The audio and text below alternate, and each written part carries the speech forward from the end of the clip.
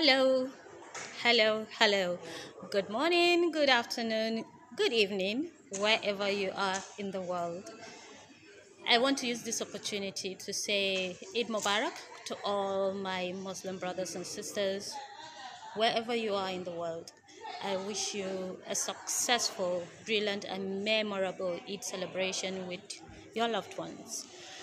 And I want to use this opportunity also to pray to God to grant healing to our world.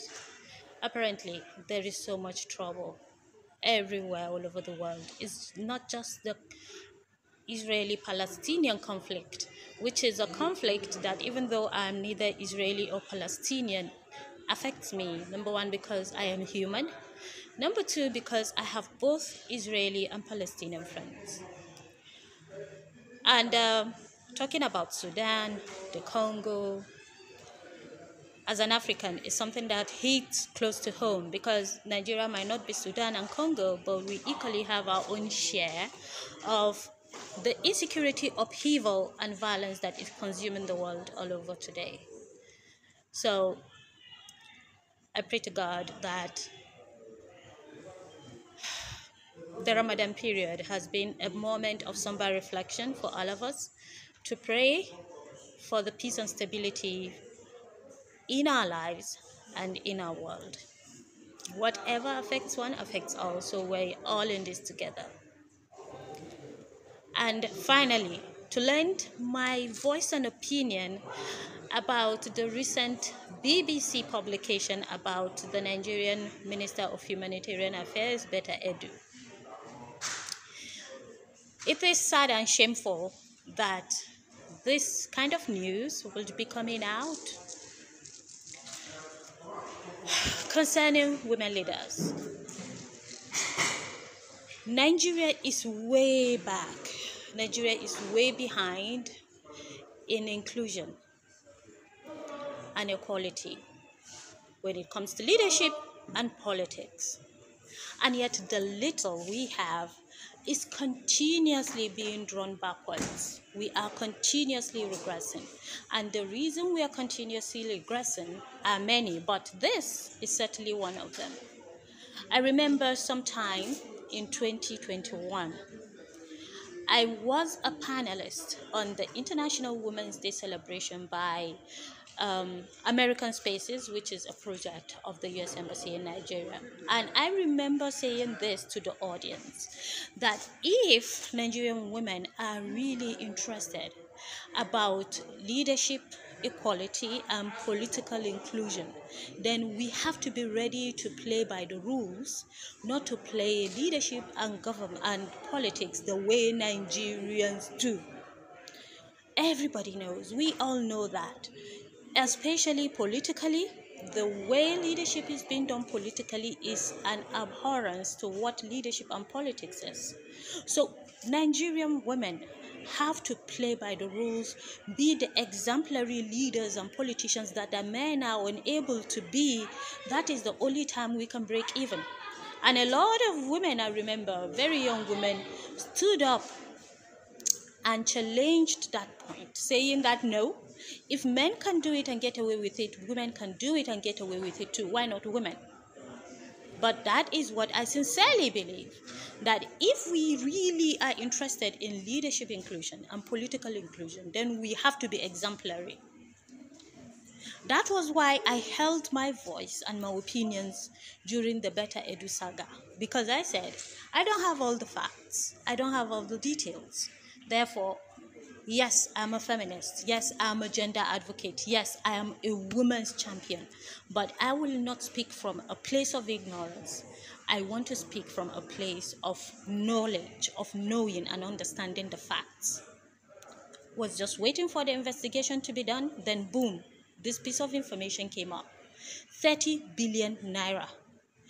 30 billion naira is what Betta Edu is being accused of siphoning from the Ministry of Humanitarian Affairs coffers.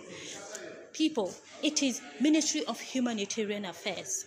And the reason, I believe, sincerely believe, the reason why women are being put in charge of the Ministry of Humanitarian Affairs is because women are by nature mothers, nurturers, empathic, kind individuals and people who can steer the course of that establishment to maximize its potential and do the right thing.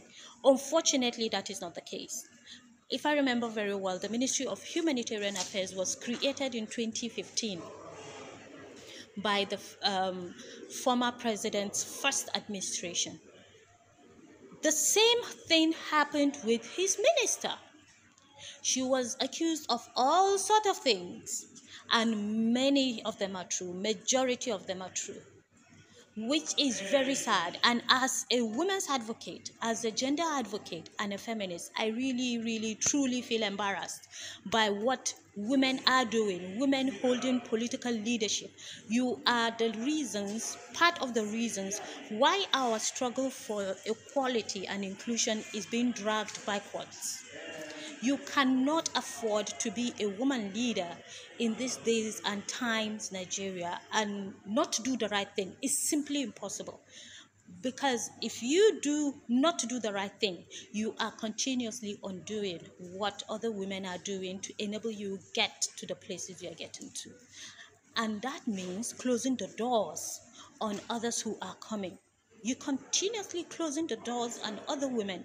If you remember vividly, the percentage of Nigerian women in lead, both appointed and politically elected leadership offices, have drastically dwindled.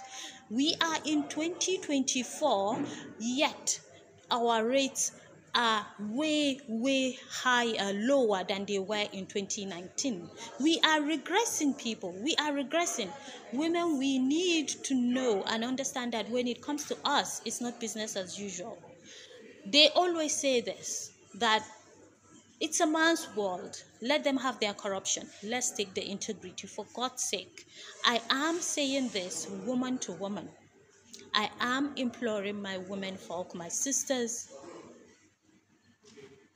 please and please, when you get into positions of authority, you have to play by integrity, not by the rules, not by the norm, not key into the corruption that is daily gnawing and eating away at the moral, economic, financial, spiritual, and mental fabric of our country. Play by integrity. This is an honest plea. And it is the reason why I never said a word about Better Edu. I never did, because I wanted to have the full story. I know BBC cannot be wrong. The BBC cannot be wrong. And I really feel ashamed and embarrassed to be reading this about a 37-year-old woman who was put in charge of a ministry that is supposed to cater to the well-being and welfare of vulnerable poor Nigerians. We have an extremely high rate of poverty, and as a 37-year-old woman, you're given this opportunity to spearhead ensuring their welfare, and you failed. I am truly very embarrassed, not happy, and very sad. Not only because you failed, but because you have no excuse to fail. But you did. And fail